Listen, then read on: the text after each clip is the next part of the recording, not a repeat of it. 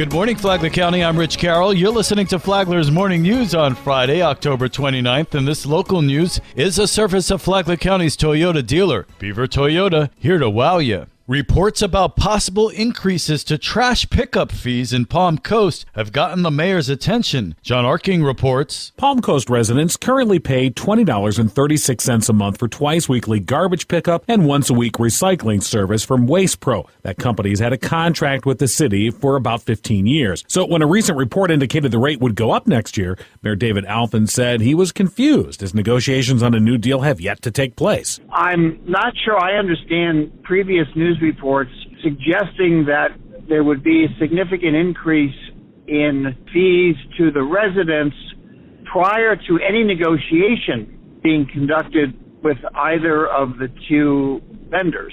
It seems to me a bit premature. City staff is working through the comparative analysis.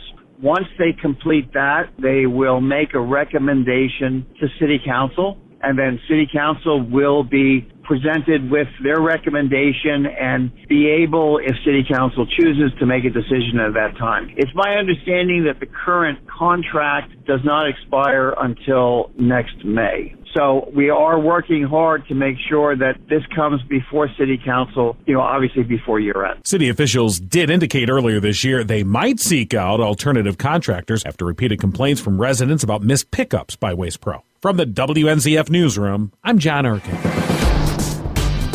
A trio is arrested on burglary charges in Palm Coast. Karen Johnson has details. The Flagler County Sheriff's Office responded to a call about a vehicle burglary at Waterfront Park in Palm Coast. The real-time crime center was able to identify the suspect vehicle involved in a burglary at a local Walmart and aid in the apprehension of the three suspects, ages 34, 24, and 21. Deputies located the vehicle leaving Walmart and conducted a high-risk traffic stop on Whiteview Parkway. You can run a urinalysis test on me, guess what? Guess what, bro? I don't care if you smoke weed or not. Your car smells like weed. That gives me probable cause to search you and everybody in the car, bro. You didn't even pull up to the scene as if it was... I was right here, bro. Yeah, you pulled up, and guess what? As soon as y'all pulled up, the first thing y'all did was draw firearms. That is not a traffic violation. It's called a high-risk traffic stop, sir. Sheriff Rick Staley says this was an amazing team effort with our RTCC crime analysts and patrol units using investigative techniques to quickly get these habitual offenders off the streets.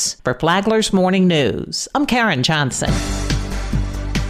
The sold-out Taste of the Fun Coast fundraiser hosted this week by Flagler Broadcasting raises a record more than $10,000 for the Sea Turtle Hospital in Flagler County. Jessica Long, Senior Director of Advancement at the University of Florida's Whitney Laboratory for Marine Bioscience, called the donation significant to their 24/7 operations. So basically the money goes to medicines and care, so veterinary care for our turtles. We care for very ill and sick and injured turtles. And so a good share of that goes to our veterinary care, the medicines that we need, the food that we need. The hospital has cared for a record more than 90 turtles this year. So this support really helps us help turtles get back out there and into their ocean home.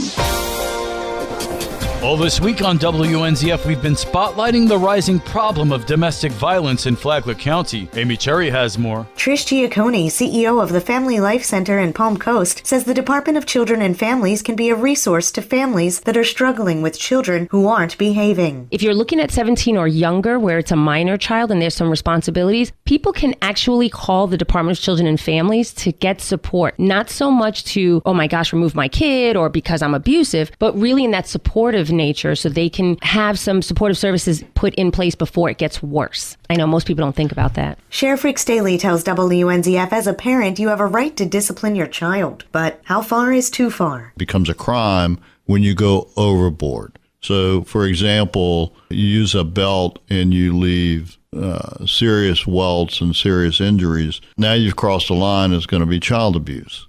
If you spank them, like probably when we were growing up, it's not going to be child abuse, but can't give a blanket. Every case is different. Staley says his office is required to report suspected instances of child abuse to the Department of Children and Families. But Giacconi confirmed that law enforcement is the best agency to properly identify when there's domestic violence with children in a household. From the WNZF Newsroom, I'm Amy Cherry.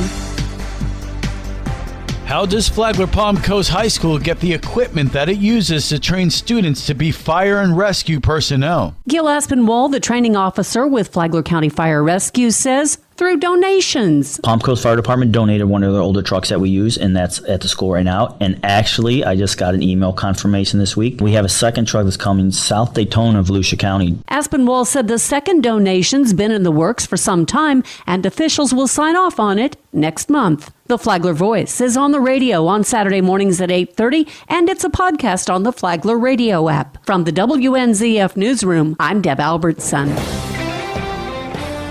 It's a Halloween weekend in Flagler County and plenty of fun to be had for the family. Stacy with Fun for Augie Kids has more. Well, this weekend is loaded with fun. Hall of Terror takes those who dare through a haunted house and show at the Palm Coast Fire Station 21. Halloween Hoopla is taking place at the Flagler County Library. Join in the costume parade, scavenger hunt, and more. Community Baptist Church is hosting a family fall festival. There will be trunk or treats, carnival games for candy, cornhole, a bounce house, hot dogs, and more. Shelby Safe Training is hosting a Kids Intro to Rifles class on Saturday. Kids will learn the basics of rifles, including gun safety rules, parts, and operations. There are also 8 different trunk or treats currently being hosted around town this weekend, so have your costume and candy bags ready for the fun. Learn about these events and more by visiting our website at fun4augiekids.com. Have a spooktacular weekend. And now you're up to date on Flagler's Morning News. I'm Rich Carroll.